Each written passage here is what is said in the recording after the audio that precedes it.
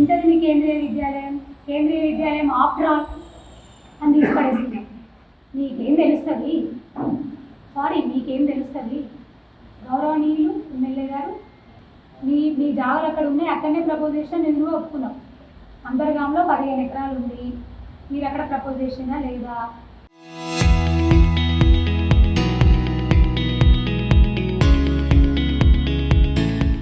Revenue డిపార్ట్మెంట్లో కూడా మీరు ప్రపోజల్ ఇచ్చినా లేదా అనేది ఉంటుంది. ఉంటుంది మీ జాగాలు ఉన్నాయని మాత్రమే కదా అక్కడ ప్రపోజ్ చేస్తున్నారు. అదేవిధంగా మీరు చెప్పినటువంటి టీఆర్ నగర్, కండ్లపల్లి, మీ బినామీల జాగాలు ఉన్నాయి కదా, దానికోసమే కదా అక్కడ అడుగుతున్నారు. మీ స్వార్థ రాజకీయాల కోసమే కదా అక్కడ అడుగుతున్నారు. ఏం మాట్లాడిందండి? అరవింద్ గారి ఆస్తుల కంటే ఎక్కువ ఆస్తులు ఉండే మీ తాతగారికి అని మాట్లాడుతున్నారు కదా. అసలు ఏం మాట్లాడుతున్నారు మీరు అర్థమవుతుందా మీకు? డబ్బు మదమెక్కి కొట్టుకుంటున్నారు. అరవింద్ అన్న గారి తాతగారి కంటే నా తాతగారికి ఎక్కువ ఆస్తుంది, అరవింద్ అన్న గారి కంటే నాకు ఎక్కువ ఆస్తుంది ఉంటుండే. ఆస్తుల గురించి ఎవరు మాట్లాడారండి? మీరు ఆస్తుల గురించి మాట్లాడడానికి రాజకీయాలకు వచ్చిందా?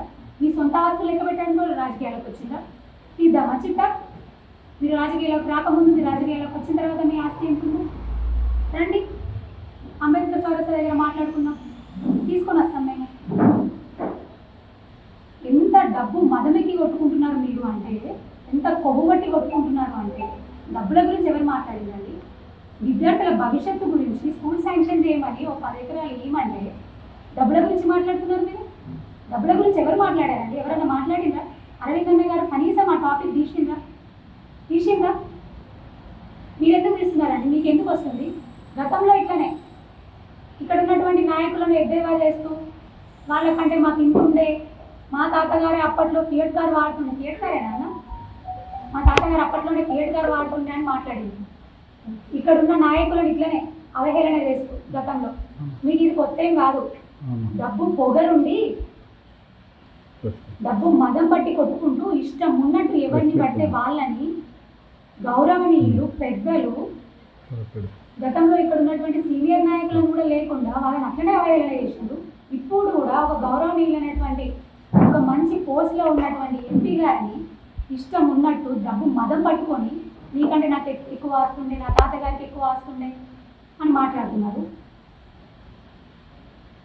మిమ్మల్ని సొంతంగా క్యారెక్టరైజేషన్ ఎవరు చేసిందండి? పర్సనల్గా చేసిండు ఎవరైనా? చేయాలంటే మస్తున్నాయి, మీకు చేయమంటారా? మమ్మల్ని అనుభవించి వచ్చిన వాళ్ళం మీ ద్వారా. మీ జాతకాల చిట్టా మా దగ్గర ఉంది, విప్పమంటారా? నేను కాదు, చాలామంది విప్పడంటున్నారు. విప్పమంటారా? అరే, ఆడవాళ్ళని కూడా చూడకుండా ఇష్టం వచ్చినట్టు మాట్లాడతారు. మీరేందండి క్యారెక్టర్ అసెస్మెంట్ గురించి? మీరు అది మాట్లాడే అర్హత కూడా లేదు మీకు. క్యారెక్టర్ అసెస్మెంట్ గురించి మీకు మాట్లాడే అర్హత కూడా లేదు. ఆడపిల్లలు అని కూడా చూడకుండా ఇష్టం వచ్చినట్టు మాట్లాడతారు, ఇష్టం వచ్చినట్టు తిడతారు, అవమానించి బయటికి పంపించేస్తారు, చీడపురుగులాగా చూస్తారు పక్కకున్న కార్యకర్తలని, నాయకులని. అదేనా అండి మీకు మీ చదువు మీకు నేర్పిన విజ్ఞత? కళ్ళ మేము చెప్తున్నారు కదా, కళ్ళు కనిపిస్తలేవా మీకు? కనిపిస్తలేవా? ఎంపీ అరవింద్ గారికి ఆస్తులు ఎక్కడి నుంచి వచ్చినాయండి? ఆయనకు తెలివి ఉంది, సంపాదించుకున్నారు. ఒక్కటి చూపించండి. ఆయన రాజకీయంలోకి వచ్చిన తర్వాత 10 సంవత్సరాల 2017లో జాయిన్ అయింది, ఇప్పటికి 9 సంవత్సరాలు. ఒక్క అవినీతి మచ్చ ఆయన మీద ఉందా? చూపించండి ఒకసారి, చూపించండి. ఎక్కడైనా కాంట్రాక్టర్ అని కమిషన్లు అడిగిందో చూపించండి. ఒక్క అవినీతి మచ్చ ధర్మపురి అరవింద్ అన్న గారి మీద ఉందా? చూపించండి. %1 కమిషన్ అడిగిందా? చూపించండి. కాంట్రాక్ట్ల కోసం ఎప్పుడూ తెల్లవారులు వేస్తే మీలాగా ఏ కాంట్రాక్టర్ నా దగ్గరకు వస్తాడా? కాంట్రాక్టర్ని ఎంత కమిషన్ అడుగుదామా? నా దగ్గరకు వచ్చిన కాంట్రాక్టర్లే కాంట్రాక్ట్లు చేయాలి, లేకపోతే కాంట్రాక్ట్లన్నీ పక్కకు పెట్టేసేయాలి, కాంట్రాక్ట్లను రద్దు చేయాలి. నిన్న ప్రెస్ మీట్లో కూడా కాంట్రాక్ట్ల గురించే మాట్లాడుతున్నారు కదా. నా స్కూల్ కాంట్రాక్ట్ అయింది, నా కాంట్రాక్టర్ నా దగ్గరికి వస్తున్నారు, తిప్పుతున్నారు. కానీ ఎందుకు అవుతలేవు? నీళ్ళు లేవు, కరెంట్ లేదు, డ్రైనేజ్ వ్యవస్థ కరెక్ట్ లేదు. లోపలికి వెళ్ళి చూస్తే ఫ్లోర్ పగుళ్ళు, రూఫ్ పగుళ్ళు, పక్కన గోడల పగుళ్ళు. వాళ్ళు ఇస్తున్న కంప్లైంట్లే కదా ఇది, నేనేదో చెప్తలేను. ఎందుకు మరి మీకు నిజంగా చిత్తశుద్ధి ఉంటే మీ కాంట్రాక్టే అది, ఎందుకట్లునే నాణ్యత లోపంతో మాట్లాడండి. ఇంటిగ్రేటెడ్ మార్కెట్ అని కోర్టు ఖర్చు పెట్టి కట్టింది కదా. దాని పరిస్థితి ఏంటి? యానిమల్ కేర్ సెంటర్ కట్టిండ్రు కదా, అసలు యానిమల్ కేర్ సెంటర్ లక్షలు పెట్టి కట్టిండ్రు, దాని పరిస్థితి ఏంటి? రోడ్లు, డ్రైన్లు లెక్క లేనని లక్షల కోట్లతో మీరే ఫాలోఅప్లు చేస్తూ కట్టించిండ్రు కదా, వాటి పరిస్థితి ఏంటి? పార్కులు కట్టించినాం కదా, ఇది నేను ఫండ్ పెట్టినాను, అప్పుడు మీరే కాంట్రాక్టర్ని ఫాలోఅప్ చేసుకొని నేను నిలవద్దని, నేను మాట్లాడొద్దని మీరే కాంట్రాక్టర్లు అందరితో ఫాలోఅప్లు చేసుకొని, ఎందుకంటే కమిషన్లు వస్తాయి కదా, అయిపోతాయి కదా, ఫాలోఅప్లు చేసిండ్రు కదా, వాటి పరిస్థితి ఎట్లుంది? మాట్లాడమన్నా ఇవన్నీ మేము మాట్లాడతాం. చలో చూసుకుందాం, ఎక్కడికంటే అక్కడికి రండి. మా ఎంపీ గారు ఏమేమి నిధులు తెచ్చిందో, మీరేమి నిధులు తెచ్చిందో, చలో నేను వస్తాను రండి, మేము అందరం వస్తాము, మీరు కూడా అన్నీ తీసుకొని రండి. గ్రామ పంచాయతీలలో మా ఎన్ని నిధులు వచ్చినాయి, మున్సిపాలిటీలలో మా ఎన్ని నిధులు వచ్చినాయి, ప్రతి ఒక్కటి లెక్క ప్రకారం నేను తీసుకొని వస్తాను. అంబేద్కర్ చౌరస్తా దగ్గర మీరు కూడా తీసుకొని రండి, చలో కూర్చున్నాం, మాట్లాడుకుందాం. అక్కడ మాకు కూడా వస్తుంది అభివృద్ధి గురించి మాట్లాడాలని. ఇప్పటికైనా బుద్ధి తెచ్చుకోండి. ఆఫ్టర్ ఆల్ అనే మాటను వదిలిపెట్టి, అదెంత, ఆ స్కూల్ ఎంత అనే మాట వదిలిపెట్టి, ప్రతి ఒక్కటి కూడా ప్రసాదమే, ప్రతి ఒక్కటి కూడా మనకిచ్చిన వరమే, విద్యార్థుల పాలిట అది వరమే. ప్రతి ఒక్క అవకాశాన్ని కూడా ఉపయోగించుకోవాలి.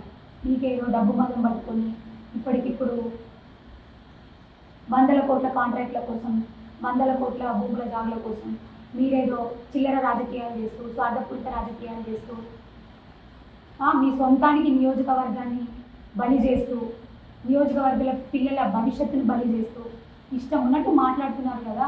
కన్ను మిన్ను అనక మీకంటూ డెఫినెట్గా ఒక రోజు వస్తుంది. ఆ రోజు వచ్చిన రోజు నిజంగా చెప్తున్నాను, మీ పరిస్థితి ఎంత దారుణంగా ఉంటుంది అంటే అంత దారుణంగా ఉంటుంది. ప్రజలందరూ ఖచ్చితంగా బుద్ధి చెప్తారు. కన్ను మిన్ను కానక మిడిసి పడుతున్నారు.